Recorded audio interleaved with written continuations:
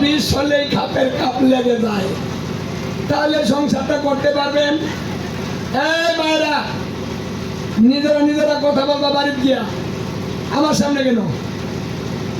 আর কথা বললে দূরে বলবা, যেন আমরাও শুনি।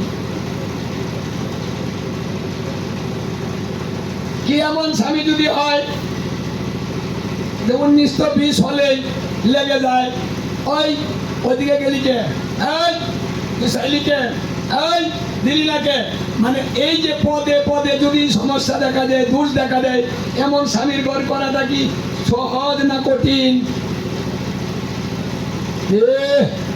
মায়েরা বুঝেন না? কঠিন।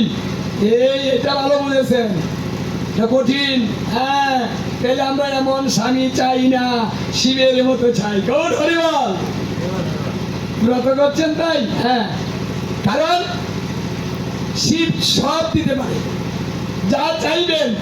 কারণ শিব তো সাধারণ কোনো বৈষ্ণব না। হ্যাঁ, উনি পূর্ণ ভগবান। শিব কিন্তু ভগবান। ভগবানের কোনো মতেই শিব কিন্তু কম নয়। ভগবান শিবকেও বলা হয়, শাস্ত্রে লেখা আছে যে শিব ভগবান। তাহলে তিনি তো আরো বেশি দিতে পারেন, আমরা যা চাইবো তাই নিতে পারবো। এই জন্য এই শিবরাত্রি ব্রতটা কিন্তু খুব গুরুত্বপূর্ণ ব্রত। এই দিনটা আরাধনার, এই রাত্রটা আরাধনা, রাত্র জাগরণ করতে হবে। মানে ব্রত রেখে রাত্র জাগরণ করার বিধান। বৃন্দাবনে শ্রীকৃষ্ণের বংশ যারা, নন্দ, উপানন্দ, সুনন্দ, হ্যাঁ, মানে যে নন্দ মহারাজের যে বংশ, তারা কিন্তু এই শিব চতুর্দশী ব্রত পালন করার জন্য এই ফাল্গুন মাসে কৃষ্ণপক্ষে, ফাল্গুন মাসের কৃষ্ণপক্ষের যে চতুর্দশী, এই চতুর্দশী পালন করার জন্য বৃন্দাবনেও একেবারে বৃন্দাবনের সবাইকে নিয়ে অম্বিকা বনে চলে যেত, সারা রাত সেখানে জাগরণ করত, পরের দিন সেখানে পালন করে তারপরে তারা আসত, ধুমধাম করে সেই ব্রত করে। এখনো বৃন্দাবনে কিন্তু দেবাদিদেব মহাদেবের পূজা খুব ধুমধামে হয়, এমনকি বৈষ্ণবরাও করে থাকেন। বৃন্দাবনে কিন্তু সব জায়গাতে মহাদেবের বিস্তার, সবাই সেখানে পূজা করেন। তাহলে এই যে কৃপাটা, রাত্র জাগরণ করে ব্রত পালন করা, তাহলে কতটুকু লাভ হয় জানেন? একটা ব্রত যদি আপনি রাত্রি জাগরণ করে পালন করতে পারেন, তাহলে সেই ব্যক্তি, ব্রহ্মাণ্ড পুরাণে ব্রহ্মা বলেছেন 432 কোটি বৎসর ঈশ্বরের কাছ থেকে সে প্রাপ্ত হয়। কদিন কদিন বুঝেছেন? কদিন? 60 দিন? কদিন? 400 বছর? হ্যাঁ, এই তোমাদের গলা কি কম নাকি? দূরে খাও। দেখেন, এখনো ভালো করে বুঝতে পারিনি, ভালো করে বলতে পারছে না। তাহলে মন দিয়ে না শুনলে মনের মধ্যে লাগে না, মন দিয়ে লাগান। 432 কোটি বৎসর। এখন হিসাবটা বুঝেছেন? কদিন? আপনি একটা রাত্র জাগরণ করবেন, হ্যাঁ, আর ভগবানের কাছ থেকে 432 কোটি বৎসর আপনি পাবেন। যে কথাটা কোনো যুগে বলা হয়নি, কোনো কালে বলা হয়নি, কোনো মনন্তরে বলা হয়নি, এমন সুন্দর সহজ কথায় আবার এই বলা হয়েছে। এই কলিজীবকে এই সুযোগ দেওয়া হয়েছে। তারপরেও এই কলিজীব কয় রাত জাগবো, ঘুমাইয়া। হ্যাঁ, এত কিছু দিলেন, তারপরেও একটা রাত তো আমরা জাগরণ করতে পারি না।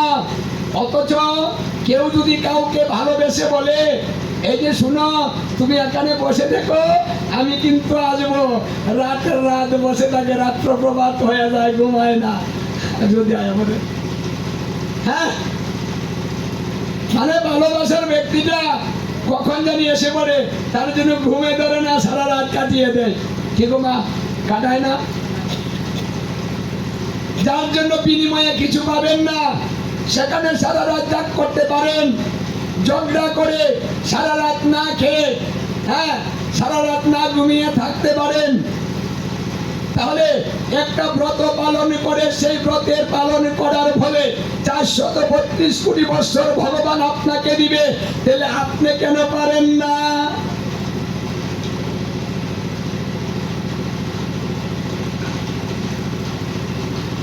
ওদেরকে বলে স্বল্প জ্ঞানী। স্বল্প জ্ঞানী যারা, তারা ভালো কিছু বুঝে না, ভালো কিছু নিতেও পারে না। এই জন্য আমরা অল্প কিছু করে আমরা কিন্তু এই মর জগৎ থেকে মুক্তি লাভ করে সেই নিত্য ধামে চলে যেতে পারি, স্বল্প কিছু করে। কঠিন নয়। তাই যে কোনো ব্রত করবেন, সেই ব্রতটা এইভাবে করবেন, সেবার চিন্তা মাথার মধ্যে ঢুকাবেন না, ভালো ভালো চিন্তা ঢুকান। আপনি না খেয়ে মরতে হবে না, ওটা আমি বলছিও না, আপনি খান, কিন্তু যথা নিয়মে করুন। তাহলে শুধু শিবরাত্রি ব্রত নয়, যে কোনো ব্রত করবেন সেই ব্রতটা এইভাবেই করবেন। আর ব্রতের দিন গীতা ভাগবত অধ্যয়ন করবেন এবং শ্রবণ করবেন, এই দুটা করবেন বেশি, কারণ এই তিথিতে এই দুটার মূল্য অনেক বেড়ে যায়। ওই দিন একটা কথা যদি নিতে পারেন, তাহলে একটা কথা পালন করবেন, সমস্ত জীবনের অপরাধ খণ্ডন হয়ে যাবে। একটা কথার প্রতি কথার এত দাম হয়। এই জন্য ব্রতের দিন বাড়িতে বসে থাকবেন না, যেখানে গীতা ভাগবত হয় সেখানে চলে যাবে। ওই যে জল দিচ্ছে আর বাড়িতে চলে যাচ্ছে, কেন? ও কথা শুনবে না। বাড়িতে কাজ আছে, কাজ করব, বাড়িতে গিয়ে আর দুলা বলে নিব, এখানে তো অল্প দিয়েছে, হয়নি, আর একটু ভরিতে হবে, তাই বাড়িতে যেতে হবে, বাড়িতে চলে যাই। মানে চিন্তা ভাবনাটাই দুর্বল। যে চিন্তার দ্বারাতে জীবের ধর্ম হবে, সেই চিন্তাটা যদি দুর্বল হয়, তাহলে ধর্মটা বিনষ্ট হয়। দেখুন, সত্য, ত্রেতা, দ্বাপর, কলি, চারটা যুগ, চারটা যুগের মধ্যে 3 যুগে চিন্তার দ্বারাতে ধর্ম হতো না,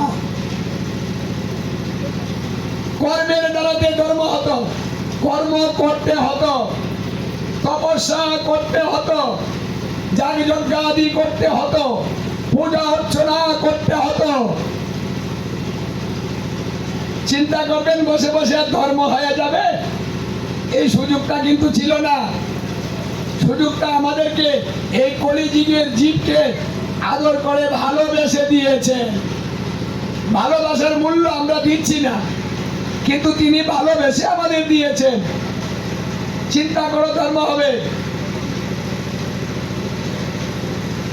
কেউ যদি ভাগবতে আসতেও না পারে, কোনো কারণবশত বাড়িতে আটকা পড়ে যায়, সেই ব্যক্তি যদি বাড়িতে চিন্তা করিতে থাকে, আরে আমি যেতে পারলাম না, সবাই চলে গেল, আমি পারলাম না, এই চিন্তাটা যদি সে বাড়ি থেকে করে, গোবিন্দ সনত কুমারকে বলেছেন, হে সনত কুমার, ওর কৃপাটা আমি বাড়িতে নিজে পৌঁছিয়ে দিই।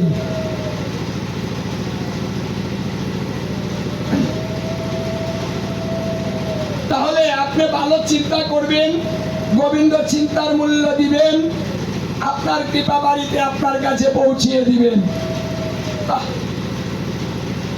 এটাই তো কলিকাল সর্বশ্রেষ্ঠ সুযোগ। তাহলে একটু চিন্তার দ্বারাতে যদি আমরা এত কিছু পাই, তাহলে কি আমাদের এই চিন্তাটা করা উচিত নয়?